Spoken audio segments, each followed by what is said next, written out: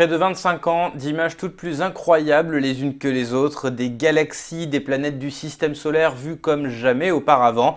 Tout cela grâce à un télescope qui fête donc son 25e anniversaire, Hubble. Alors Hervé Morin, pour rappel, qu'est-ce que Hubble précisément? Hubble, c'est un engin d'abord énorme qui a été mis sur orbite par la navette Discovery, placée à 550 km d'altitude.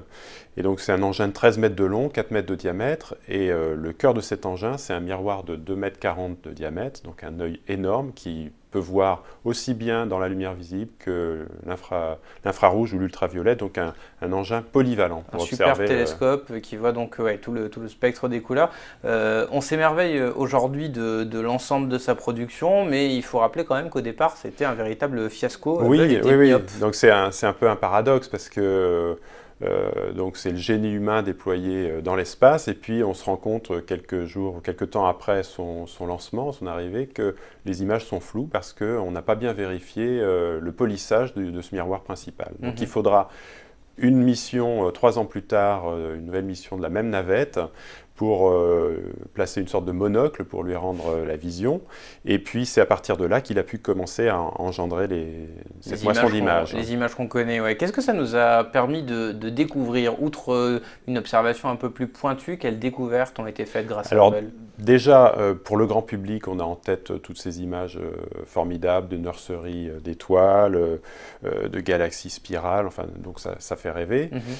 Pour ce qui est du décompte plus scientifique, la NASA a fait le compte à l'occasion de cet anniversaire et dit qu'il y a eu 13 000 articles scientifiques qui sont issus des observations de Hubble. Alors pour citer quelques découvertes majeures, on peut parler d'observations de trous noirs, la matière noire, sa distribution dans l'univers, des observations aussi d'exoplanètes, de lentilles gravitationnelles. Ça c'est quelque chose qui avait été prédit notamment par Einstein, c'est-à-dire que la lumière est déviée, l'espace-temps est dévié au contact d'un gros objet, et puis on peut voir ce qui se passe derrière avec un effet de loupe, et Hubble a observé ça à plusieurs reprises, et notamment très dernièrement. Et donc toutes ces découvertes qui relèvent de l'astrophysique, en fait, elles ont été possibles grâce à Hubble, grâce à une observation. Oui, j'allais évoquer aussi une découverte majeure qui a été rendue possible en partie par ce télescope. C'est en 1998 l'annonce de l'accélération de l'expansion de l'univers.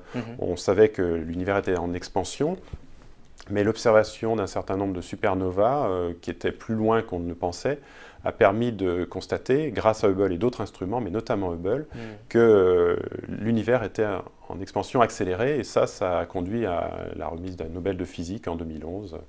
Donc 13 000 articles production scientifiques. photographique, c'est aussi une grosse source de découverte scientifique. Voilà. Quelle est la prochaine étape dans l'histoire de l'observation spatiale? Alors Hubble, lui, va continuer à fonctionner tant que ses gyroscopes voudront bien. Donc on pense qu'il peut continuer à prendre des images jusqu'à vers 2020. Il a en principe un successeur qui s'appelle James Webb, qui doit être mis en orbite en 2018, mais qui n'a pas les mêmes capacités. Lui, il sera spécialisé dans l'infrarouge, donc moins polyvalent. Voilà. Merci beaucoup Hervé Morin pour cet éclairage, et pour en savoir plus sur le sujet, vous pouvez cliquer sur les liens juste en dessous de cette vidéo. Bonne lecture.